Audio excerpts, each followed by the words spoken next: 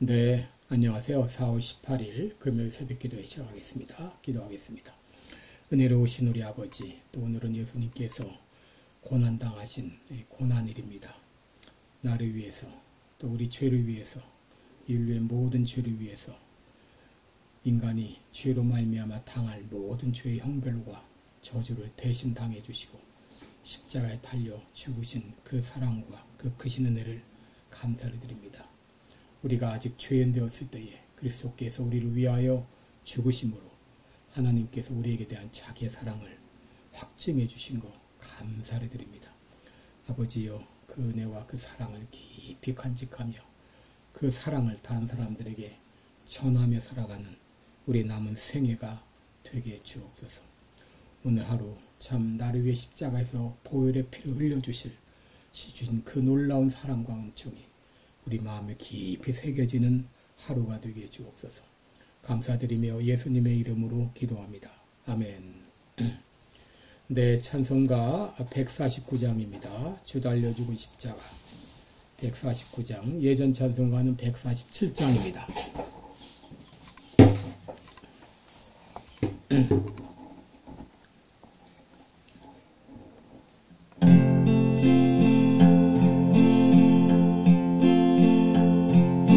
주 달려준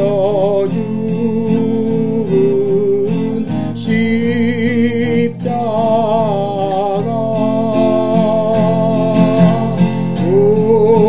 우리가 생각할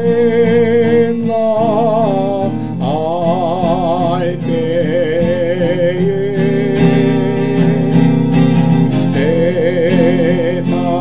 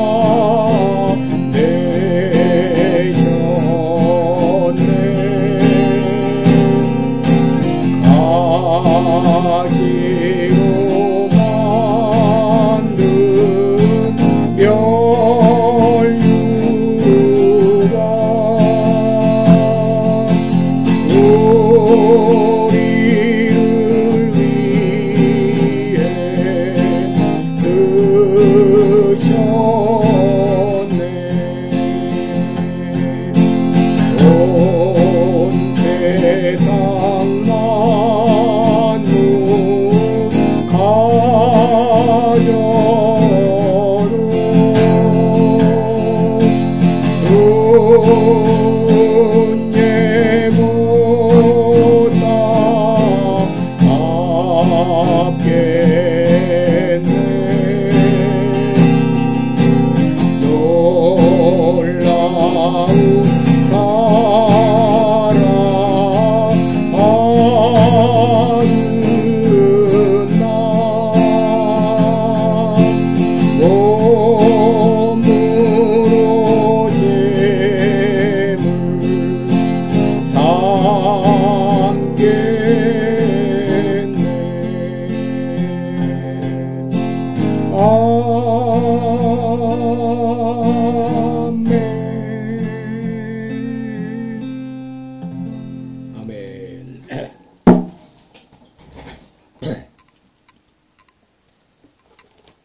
네, 우리 오늘은 마태복음 26장입니다.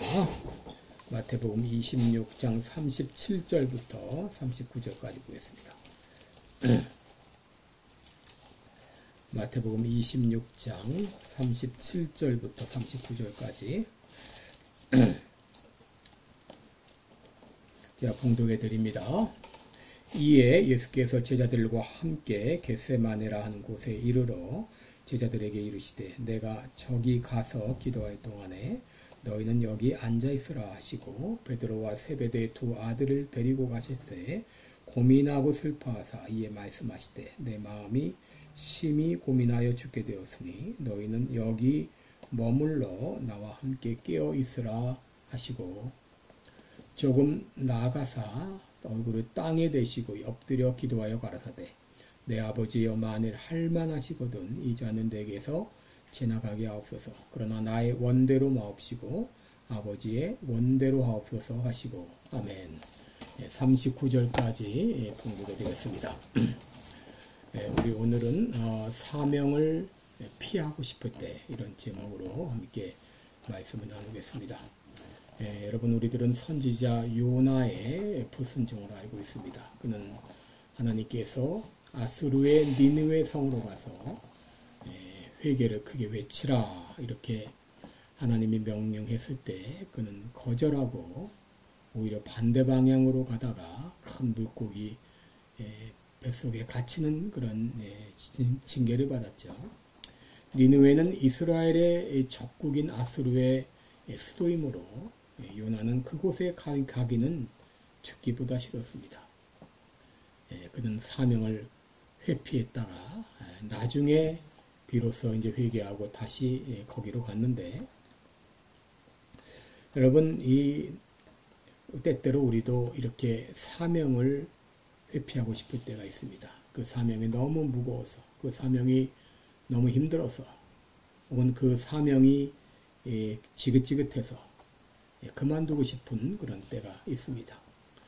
여러분 오늘 본문의 예수님도 그런 마음이 있었습니다. 예수님도 십자가의 죽음을 앞에 두고 그 사명을 피하고 싶었습니다.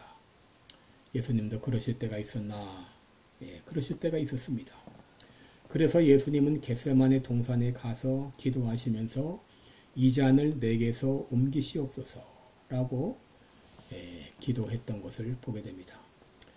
이미 예수님은 자신이 체포되고 또 사형 선고를 받고 십자가에 처형당할 것을 다 알고 계셨죠. 그리고 그 길이 자신의 길인 것을 알고 계셨고 그것이 자신의 사명인 것도 다 알고 계셨습니다.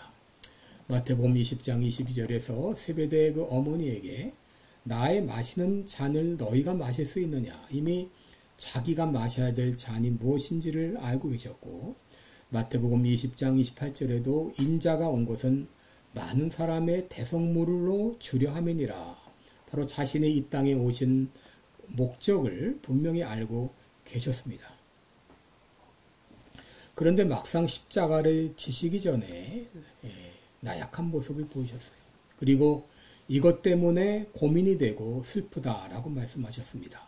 37절에 보면 베드로와 세베대 두 아들을 데리고 가실새 고민하고 슬퍼하사라고 했죠. 여기 고민한다 이 말은 이 아데모네인이라고 하는 수동태형으로 깊은 괴로움이 찾아온 것을 말하고 그 다음에 이 슬퍼했다 이 말은 루페오의 수동태형입니다. 루페이스타이. 이 루페이스타이라는 말은 슬픔이 몰려온 것을 말합니다. 예수님은 십자가의 앞에 두고 자기가 고민을 찾아온 것이 아니고 고민이 그저 찾아왔고 슬픔이 그 마음에 가득 차게 된 것이죠. 심지어는 너무 고민이 되어서 죽을 지경이다 라고 말씀하셨습니다. 38절 보시면 예수님은 너무 고민이 되어 내가 죽을 지경이다 라고 했는데 여기 죽게 되었다. 이 말은 내 영혼의 슬픔 때문에 완전히 소진되었다. 더 이상 슬퍼할 슬픔도 없다. 아니 그런 정도입니다. 그래서 예수님은 약한 제자들이라도 옆에 두고 의지하고픈 심정이었고 세 제자에게는 너희는 여기 머물러 나와 함께 깨어 있으라 이렇게 부탁까지 하셨습니다. 그리고 예수님은 너무나 고민이 되어서 이것 때문에 기도하셨죠. 39절 보시면 얼굴을 땅에 대시고 엎드려 기도하셨다. 이 얼굴을 땅에 대었다는 말은 그만큼 그 심정이 간절했다고 하는 것을 볼 수 있죠. 히브리서 5장 7절에 보면 예수님이 어떻게 기도하셨는가? 자기를 죽음에서 능히 구원하실 이에게 심한 통곡과 눈물로 간구와 소원을 올렸다. 이렇게 말씀했어요. 그렇게 주님께서 간절히 기도하셨는데 그때 어떤 기도를 하셨는가? 가라사대 내 아버지여 만일 할만하시거든 이 잔을 내게서 지나가게 하옵소서라고 기도하신 겁니다. 이 사명을 피하고 싶었던 것이죠. 여러분, 예수님께서 왜 자신이 분명히 가야 할 길인 것을 아시면서도 이 잔을 내게서 옮겨달라고 그렇게 기도했을까요?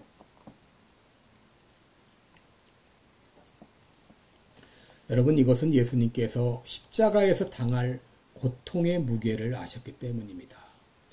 여러분, 우리는 흔히 십자가 그러면 못 박힐 때의 고통, 또 허리에 창자국, 혹은 머리에 가시관, 그리고 십자가에 매달려 있을 때에 찢기는 고통, 그리고 사람들에게 조롱을 당하고 모욕을 당할 때 정신적 고통, 여러분 이런 것들을 생각하지만 가장 큰 고통은 무엇인가 하게 되면 인류의 죄를 짊어지실 고통입니다.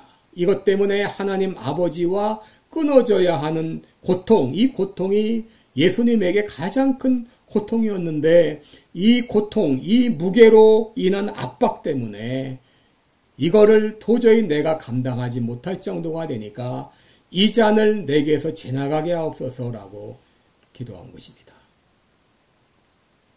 여러분, 예수님께서는 어떤 고통도 느끼지 않는 초인으로 오신 것도 아니고 또 신으로서 이 고통을 당한 것도 아닙니다. 만약에 초인으로서 이 고통을 당한다든지 신으로서 이 고통을 당한다면 십자가의 모든 고통도 아무것도 아니었을 것입니다. 그러나 그가 당하는 십자가의 고통은 온전히 우리와 같은 본성을 가진 인간으로서 당하는 고통이었습니다.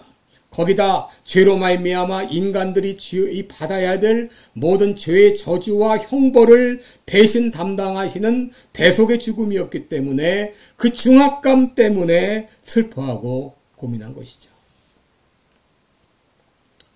여러분, 죄의 형벌이 얼마나 가혹한가. 창세기 4장 13절을 보게 되면 가인은 동생 아벨을 죽인 후 내 죄벌이 너무 중하여 견딜 수 없다라고 말했어요.